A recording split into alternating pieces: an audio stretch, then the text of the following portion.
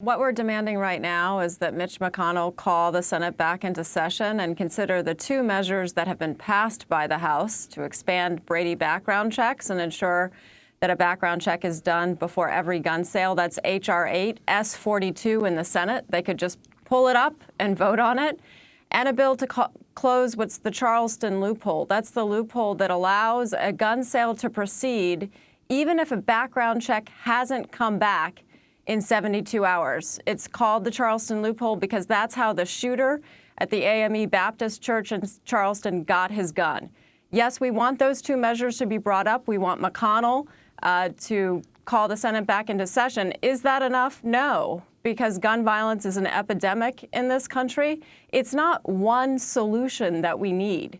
If you're looking at an epidemic that claims 40,000 lives a year, you need a multi-pronged solution. We also need to ban assault weapons. We need to restrict high-capacity magazines.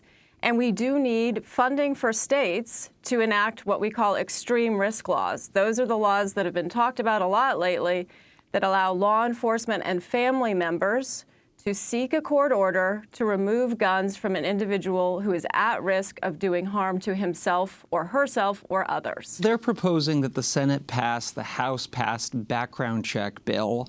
The House passed that measure in February of 27th. It would extend background checks to almost all gun purchases. It's a step in the right direction. It doesn't go far enough. And, you know, while I appreciate the calls for Mitch McConnell to call a special session, I think all of us together could set ourselves ablaze on Mitch McConnell's front lawn and he wouldn't do anything. He's established an entire political career around carrying the NRA's water. And so what I don't understand is why champions of gun reform in the Senate, the people who marched with us in Parkland, the people who promised they would fight for us, why they're not back in Washington, D.C., showing the nation that they are ready to pass legislation to disarm domestic terrorists while the other folks are on vacation.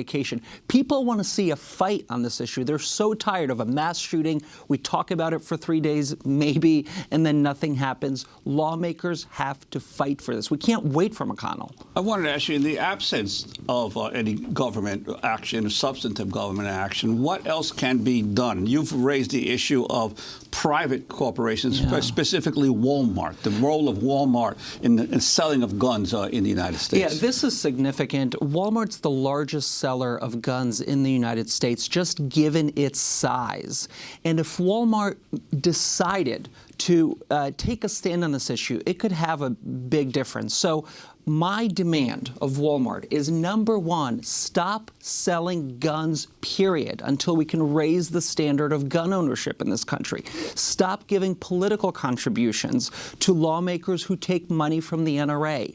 And also invest in the communities that you serve. Fund gun buyback programs all around those communities. They have a role to play here. You know, as you point out, legislative change, particularly on the federal level, takes a really long time. So it's up to us to organize all voices of society to help build that future with fewer guns. You have this call for Walmart to stop selling guns. They were selling them in the El Paso Walmarts. They were selling them in Mississippi, where 2 employees were just killed last week.